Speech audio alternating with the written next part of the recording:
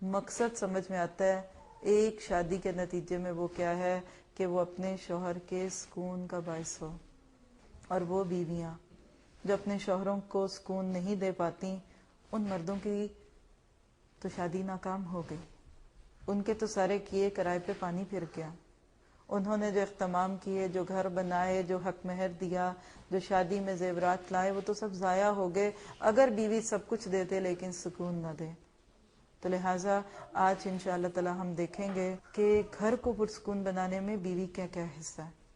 اور اس بات کو سنتے ہی یقیناً بہت ساروں کے ذہنوں میں یہ سوال آ رہا ہوگا، اور بیوی کا کیا معاملہ ہے؟ کیا شوہر کا کوئی دخل نہیں ہے؟ کہ شوہروں کو پرسکون نہیں بنانے کو گھر میں مدد ہوگی؟ یقیناً ہوگی. لیکن اللہ سبحانہ تعالیٰ نے یہاں بیوی کے ذمہ یہ بات کیوں لگائی کہ عورت جہاں اور بہت کچھ کروا سکتی ہے، وہاں گھروں کو پرسکون بنانے میں عورت کا رول مرد سے زیادہ ہے. ٹھیک ہے، اس میں مردوں کی بھی بات ہے، ان کے بھی مزاج بگڑے ہو سکتے ہیں، ان کو بھی کسی کی عزت اور بے عزتی کا خیال نہ ہو سکتا ہے، لیکن بہت بڑے بڑے بگڑے ہوں کو ایک عقل مند عورت اللہ تعالیٰ کی مدد سے راہ راست پہ لا سکتی ہے. اور چونکہ ہم سننے والی اکثر خواتین ہیں، تو لہٰذا اس لیے اگر ہم اس پہ بات کرتے ہیں کہ عورتوں کا کیا کردار ہے، اگر میں نے اپنا کردار ادا کر دیا تو دوسری سائڈ تو خود ہی ٹھیک ہو جائے گی. آج کے دور کا مسئلہ کیا ہے کہ ہمیشہ ہم دوسروں کی ذمہ داریوں کی بات کرتے ہیں، ہاں اپنے حقوق بہت مانگتے ہیں. حالانکہ اسلام نے جو طریقہ سکھایا اور جو سوچ دی وہ کیا تھی کہ تم اپنی ذمہ داریوں کو نبھانے کا کام کر لو، تم اپنا رول ادا کر دو، پھر اس کے بعد معاملہ رب پہ چھوڑ دو. اور جب ہر بندے کو کسی معاشرے میں اپنا کام کرنے کی وجہ سمجھ آ جاتی ہے تو پھر وہ کم از کم اپنی ذات سے دوسرے کے لیے تکلیف کا باعث نہیں ہوتا. اور انشاءاللہ ہم اس وقت عمومی بات کریں گے، یعنی دونوں سائیڈوں میں کہ گھروں کے پرسکون بنانے میں اصل چیز کیا ہے. پہلے ہم اس آیت کو پورا کریں گے.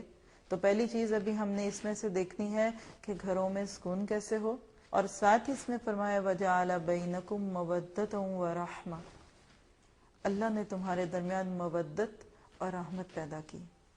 دو مختلف لفظ ہیں، دونوں کا ترجمہ اردو میں محبت ہو سکتا ہے، کیئرنگ، لو، مرسی، افیکشن سب ہو سکتا ہے، لیکن مودت اور رحمت میں فرق ہے. مودت جو یہ ود سے ہے، اور ود عموماً وہ محبت ہوتی ہے جو جسمانی محبت سے نکلتی ہے، یعنی سیکشل ڈیزائر سے جو محبت نکلتی ہے. اصل میں یہاں مجھے تو ایسے لگتا ہے کہ جیسے یہ وہ محبت ہے جو شادی کے شروع کے دنوں میں ہوتی ہے. ہر چیز اچھی لگتی ہے، ہر چیز میں اہتمام دکھتا ہے، ایک عجیب نئی دنیا بس جاتی ہے، انسان سب سے بے نیاز ہو جاتا ہے. ادھر ادھر کیا ہو رہا ہے، یا شوہر ہے یا بیوی، وہ دونوں ساتھ ہوں، ان کو کسی کی پرواہ نہیں ہوتی. ان کا دل چاہتا ہے سب دور رہیں، ہم اکیلے خوش ہیں، سب جائیں گھر سے، ہم اکیلے خوش ہیں، یا سب گھر میں ہیں، ہم اکیلے جاتے ہیں گھومنے. ایک فطرت میں ہے. جب انسان کو ایک نیا جوڑ ملتا ہے تو پھر وہ اس کو سمجھنے کے لیے اور اس کی خوشی منانے کے لیے اس کے ساتھ وقت گزارنا چاہتا ہے. لیکن اسلام نے صرف اس پہ نہیں رکھا کہ صرف تم ایک دوسرے کو دیکھ کے خوشی ہوتے رہو، ایک دوسرے کے چہرے کو دیکھ کو مطمئن ہو، ایک دوسرے کی زلفوں کی بات کرو. ٹھیک ہے یہ وقت کے ساتھ رہیں گی، لیکن ہوتا کیا ہے، چند سال شادی کے گزرتے ہیں، بیوی کے اندر وہ اٹریکشن کم ہونے لگتی ہے، دبلا پتلا جسم موٹاپے کی طرف مائل ہونے لگتا ہے، چہرے کی چمک کم ہونے لگتی ہے، وہ ناز برداریاں اب ہو نہیں سکتی. اب بچوں میں بڑھ گئی، راتوں میں کو بچوں کے ساتھ جاگے گی تو دن میں بے چین رہے گی، یا دن بھر کام کرے گی تو رات کو شوہر کے تقاضے اتنے نہیں پورے کر سکتی جتنے کہ وہ چاہتا ہے. تو کیا اسلام کہتا ہے اب چھوڑ دو، ختم. اب وہ آئی لو یو والا سین ختم ہو گیا. ویسٹ نے محبت کو یہیں تک روکا کہ پہلے کسی کو ایک نظر دیکھو، پھر اس سے تمہیں محبت ہو، پھر شادی کرنی ہے کرو، اور جہاں دیکھا کہ ذرا اس میں کشش کم ہے کوئی اور عورت دیکھ لو. اسلام کہتا نہیں، جب مودت کم ہونے لگے تو وہ رحمہ، پھر اس پہ رحم کرو، اب اس پہ ترس کھاؤ. اب وہ تمہارے بچوں کی ماں بھی ہے، وہ تمہارے گھر والوں کی بھی ذمہ داریاں دیکھ رہی ہے.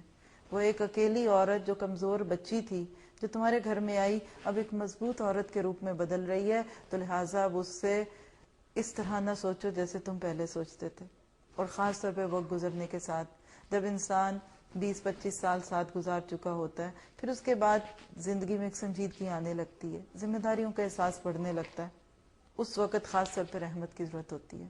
بڑھاپے میں ایک دوسرے کی دوا کا خیال رکھنا. ایک تیز چل رہا ہے تو دوسرا چل نہیں پا رہا, ایک کھا رہا ہے دوسرا وہ کھا نہیں سکتا, اس کو ہضم نہیں ہوتا, تو اسلام نے مودت کے ساتھ رحمت لگا دی کہ صرف اپنے جنسی جذبات کی تسکین ہی نہ چاہو, صرف اپنی نگاہوں کا حسن ہی نہ دیکھو, بلکہ اس کو انسان سمجھو. اگر ایک چیز بری لگے تو کوئی بات نہیں, اس کی دوسری اچھی ہوگی. بات بات پہ اس کو طلاق کی دھمکیاں نہ دو, بات بات پہ یہ نہ کہو کہ اب تم بدل گئی ہو, اب میرا دل تم سے بھر گیا. نہیں, رحمت پہ آؤ. اور ان فی ذالک لآیات لقوم یتفکرون. دوسری بار فرمایا کہ اس سارے معاملے میں نشانی ہے اس قوم کے لیے جو تفکر کرتی ہے, جو غور کرتی ہے.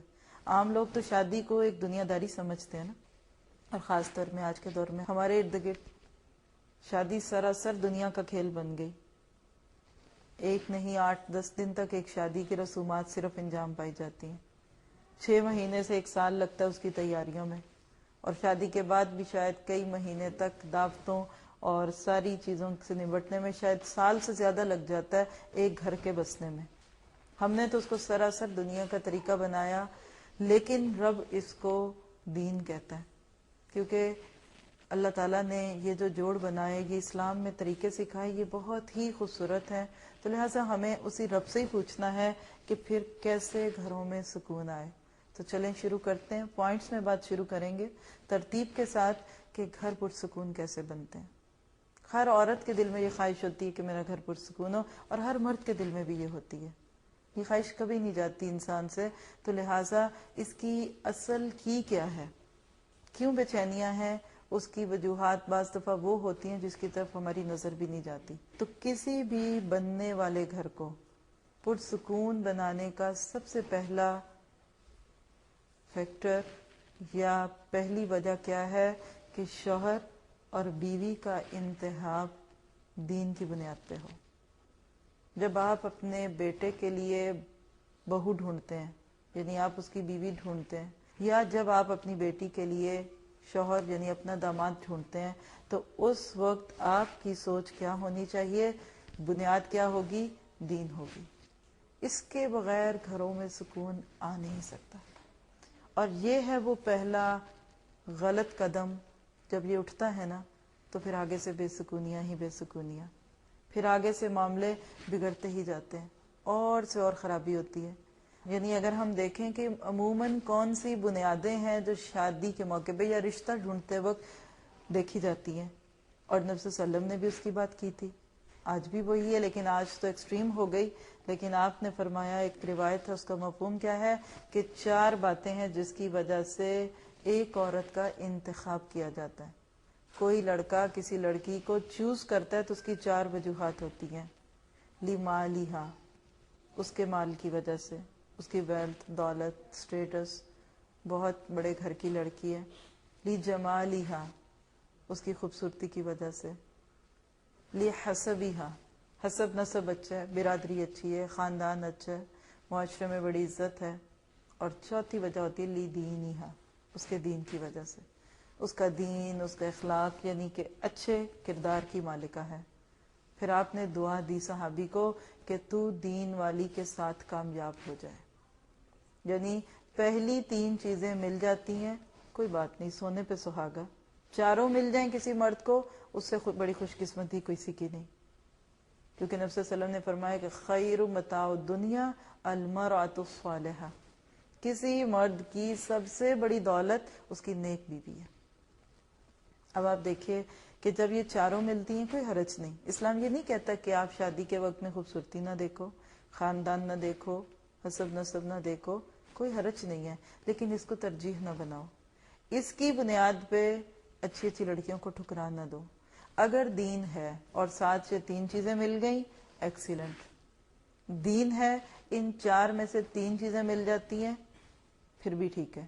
اور دین کے ساتھ 2 مل جاتی ہیں چیزیں تو بھی برداشت ہے. 1 مل جائے اور اگر کچھ بھی نہ ملے, صرف دین مل جائے, تو بھی وہ گھر بس جائے گا. لیکن اب ذرا اس کو نکال دیں, یہ چوتھی چیز نکال دیں, پہلی 3 چیزیں لے آئیں. آج شادیاں ہوتی ہیں, جو شادی حسن کی بنیاد پہ ہوگی, وہ حسن کتنے دن رہے گا؟ جب حسن مان پڑا, شادی کی بنیاد ڈھہ گئی.